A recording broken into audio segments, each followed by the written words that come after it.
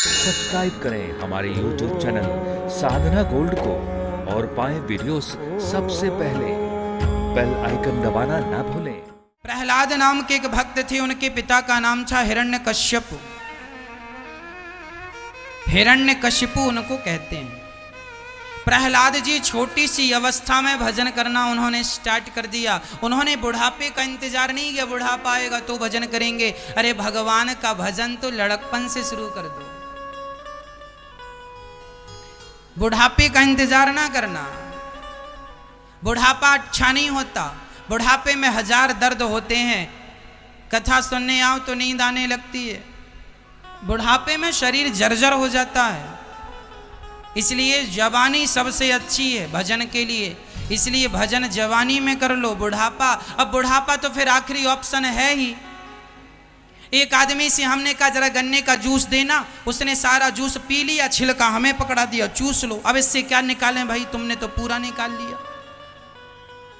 जैसे छिलके से कुछ निकलता नहीं है, गन्ने के छिलके से क्या निकलेगा, जूस तो तुमने पी लिया। अब वो गन्ना आपने देखा होगा, मशीन में डालते हैं, पहला सीधा डालते हैं, फिर डबल करके डालते हैं, फिर उसको चौगुन करके डालते हैं, फिर बीच में नींबू फंसा के डाल दें, नस नस टूट गई उसकी, और 4 बार दूना करके फिर डाल दिया। आखिरी बार जोर लगा के हैया, जोर लगा के हैया करके और पूरा जूस निकाल दिया, और जूस पी लिया, छिलका कह दिया चूस लो। क्या निकलेगा इससे? जैसे गन्ने का वो छिलका है ना, उसी तरह ये बुढ़ापा है छिलके की तरह। सारा रस तो खत्म हो गया। जब तुम्हारे अंदर रस था तब भगवान की तरफ देखे नहीं, सारा रस पत्नी पुत्र परिवार को पिला दिया। अब छिलका भगवान के सामने लेके आ गए, भगवान तारो तारो तारो। जब शक्ति थी तब आए नहीं, अब तारो तारो, तो भगवान छिलके से करेंगे क्या? इसलिए भजन लड़कपन में हो, जवानी में जब तुम्हारे अंदर रस भरा है, जवानी में रस होता है, उस रस को भगवान के चरणों में लगाओ, वह रस भोगों में ना समाप्त हो जाए, भजन में लगे। अरे मीराबाई ने लड़कपन लगाया भगवान में, जवानी लगाई भगवान में, तब कहीं जाकर बुढ़ापे में भगवान मिले हैं। भक्तों, भगवान इतनी सरलता से भी नहीं मिल जाते, भगवान के लिए भी प्रयास करना पड़ता है। बारी मथे घृत होय बरु सिकता ते बरु तेल, बिनु हरि भजन न भव तरहि, यह सिद्धांत अपैल। बिना भगवान की भक्ति के भगवान नहीं मिल सकते। अब आप कहें कि साहब हम खाएं और सोएं और भगवान मिल जाएं, तो भैया भगवान के लिए तपस्या करनी पड़ेगी, तपाना पड़ेगा, नाम जपना पड़ेगा, ध्यान लगाना पड़ेगा। सोते सोते भगवान नहीं मिलेंगे। जिनको भी भगवान मिले हैं उन्होंने तपाया है। मीराबाई को जवानी पूरी गुजारनी पड़ी, तब कहीं जाकर बुढ़ापे के अंतिम चरण में जाकर भगवान का साक्षात्कार हुआ है। नरसिंह मेहता को सारी जिंदगी खपानी पड़ी, तब कहीं जाकर भगवान का दर्शन हुआ है।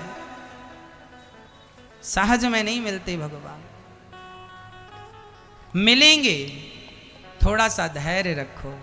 इसलिए हम कहते हैं मंत्र जाप चालू रखो, भगवान से प्यार करो, भगवान ही हमारे अपने हैं। तुम दुनिया में किसी से संबंध रखो ही मत, नाम जपो नारायण नारायण। नारायण हमारे पिता हैं, लक्ष्मी हमारी माता हैं, बस हमें तीसरे से कोई संबंध नहीं रखना। यही माँ है, यही पिता है, इन्हीं से संबंध रखो और कमाओ बराबर। हम ये बिल्कुल नहीं कहेंगे किसी भी बात से कि आप कमाना छोड़ दो, ना ना ना, कमाना मत छोड़ो, अपना कर्म ना छोड़ो। खूब पैसा कमाना चाहिए, खूब मेहनत करनी चाहिए, लेकिन भगवान फर्स्ट। ईश्वर है तो सब कुछ है, ईश्वर के बिना सब है भी तो हम करेंगे क्या उसका? ये धन दौलत हमारे साथ थोड़ी जानी है। तुम्हारे असली माई बाप भगवान ही हैं, लेकिन अब ये बात समझ में कब आ जाए ये मैं नहीं जानता। समझ में आ जाएगी तो आप फायदे में रहोगे, नहीं तो भगवान के भजन में थोड़ा सा टाइम लगेगा। क्या लगेगा मेरी माँ? आप सब्र रख पाओगी? टाइम लगता है ना। एक आदमी बोला महाराज जी हमने व्यापार डाला है, सफल हुआ नहीं। कब डाला? पिछले महीने डाला, अब हमारा मन कर रहा बंद कर दें। अरे पागल, 1 महीने में तू बंद करने का सोचने लगा, भी ठीक से चला भी नहीं और बंद कर रहा।